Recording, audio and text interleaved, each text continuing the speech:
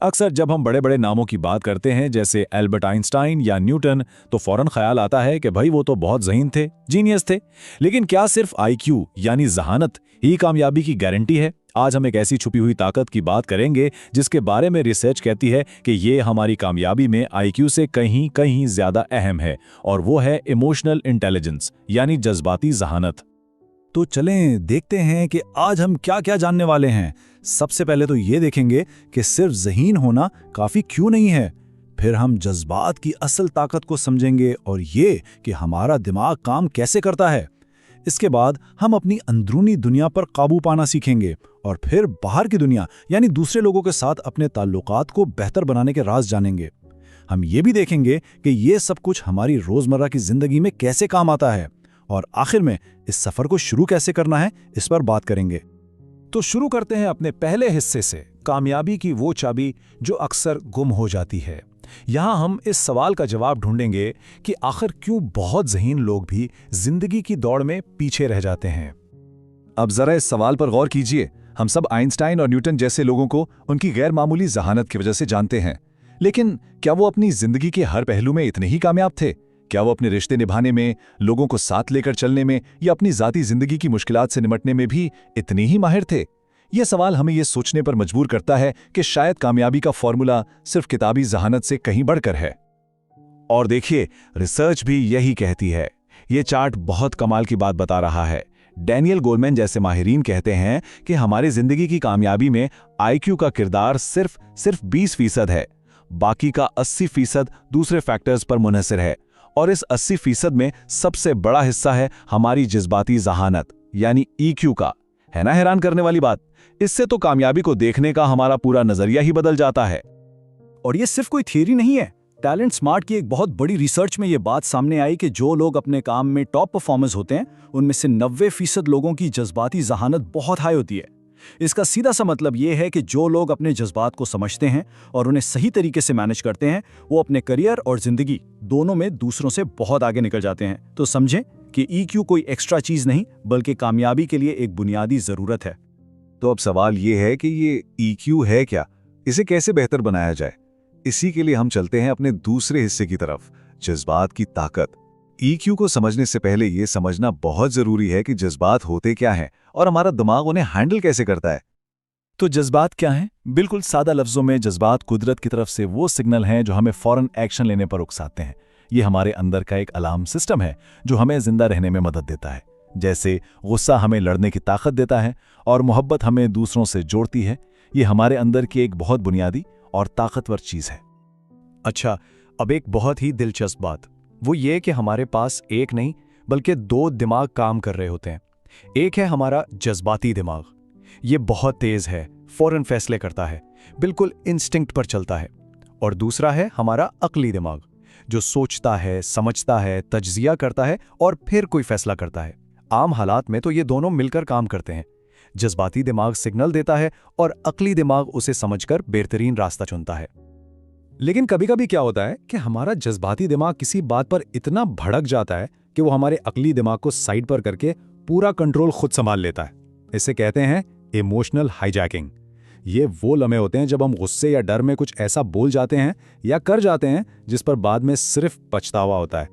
उस वक्त हम सोच नहीं रहे होते, बस रिएक्ट कर रहे होते हैं। तो सवाल ये है कि इस हाईजैकिंग से खुद को कैसे बचाया जाए। इसका जवाब है हमारे तीसरे हिस्से में, अपनी अंदरूनी दुनिया पर महारत हासिल करना। यहाँ हम ईक्यू के 2 सबसे अहम सुतूनों की बात करेंगे। पहला, खुद को जानना, और दूसरा, खुद को संभालना। खुद आगाही यानी सेल्फ अवेयरनेस ईक्यू की सबसे पहली और सबसे अहम सीढ़ी है। इसका मतलब है अपने जज्बात को उसी वक्त पहचानना जब वो आपके अंदर पैदा हो रहे हों।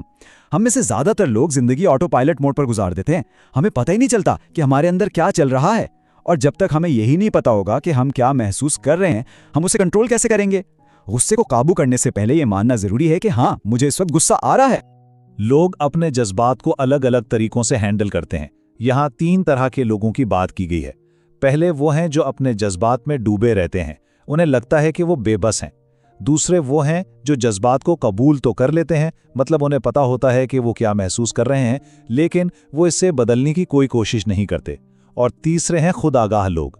ये न सिर्फ अपने जज्बात को पहचानते हैं बल्कि उन्हें मैनेज करने की कोशिश भी करते हैं।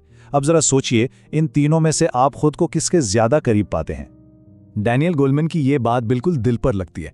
वो कहते हैं कि जज्बाती जहानत के बगैर अकल अपनी बेहतरीन कारकर्दगी नहीं दिखा सकती।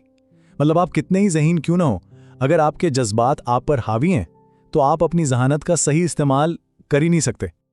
चलें अब गुस्से की बात करते हैं।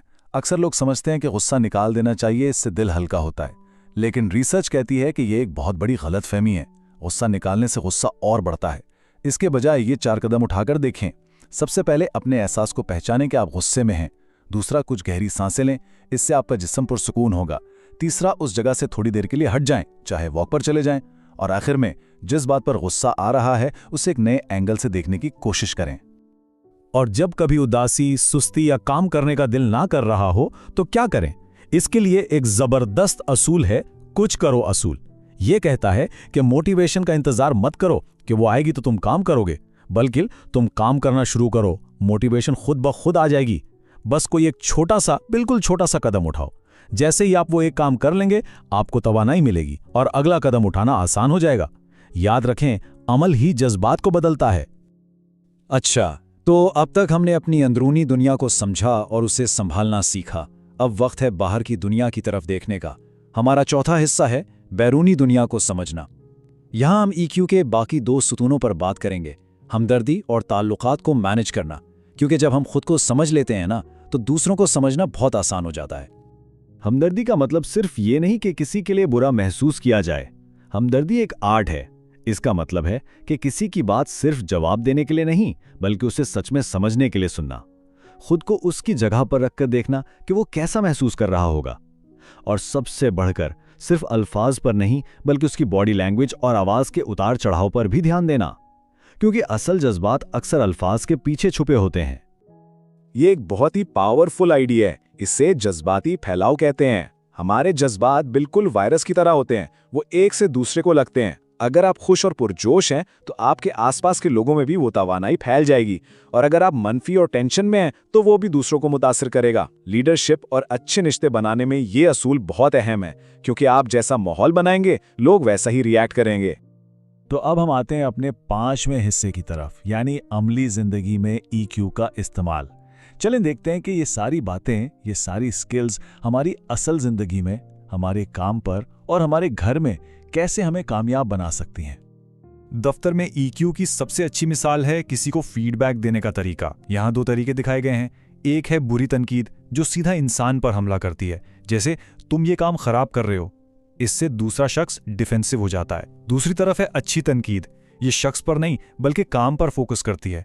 ये बताती है कि मसला क्या है और इसे ठीक करने का रास्ता भी दिखाती है। जैसे तुम्हारे प्लान में टाइमिंग का मसला है, चलो मिलकर इसे तेज करने का तरीका सोचते हैं। यही फर्क है एक अच्छे और एक बुरे बॉस में। और अब हम पहुंच गए हैं अपने आखिरी हिस्से की तरफ। अपना ईक्यू का सफर शुरू करें। यहाँ हम अब तक सीखी हुई तमाम बातों को समेटेंगे और देखेंगे कि आगे बढ़ने के लिए पहला कदम क्या होना चाहिए। तो खुलासा यह है कि आपकी ईक्यू टूलकिट में ये 4 बुनियादी चीजें होनी चाहिए। पहली, खुद आगाही, यानी अपने जज्बात को देखना और समझना। दूसरी, खुद इंतजामी, यानी अपने रिएक्शंस को कंट्रोल करना। तीसरी, हमदर्दी, यानी दूसरों के एहसासात को समझने की कोशिश करना। और चौथी, ताल्लुकात का इंतजाम, यानी इन सब चीज़ों को इस्तेमाल करके मजबूत और अच्छे रिश्ते बनाना। ये एक मुकम्मल पैकेज है एक बेहतर जिंदगी के लिए। और आखिर में सबसे अहम सवाल, याद रखिए, जज्बाती जहानत कोई ऐसी चीज नहीं है जिसके साथ आप पैदा होते हैं। ये एक स्किल है जिसे सीखा जा सकता है, बेहतर बनाया जा सकता है। तो कुछ करो उसूल को जहन में रखते हुए आज आप अपने इस सफर को शुरू करने के लिए वो कौन सा एक छोटा सा कदम उठाएंगे? शायद किसी की बात ध्यान से सुनेंगे या अपने गुस्से पर काबू पाने की कोशिश करेंगे। शुरुआत हमेशा छोटी ही होती है। अगर आपको ये मालूमात अच्छी और कारआमद लगी तो प्लीज़ इसे लाइक करें, सब्सक्राइब करें और अपने उन दोस्तों और घरवालों के साथ ज़रूर शेयर करें जो अपनी ज़िंदगी को अपग्रेड करना चाहते हैं। देखने के लिए बहुत बहुत शुक्रिया।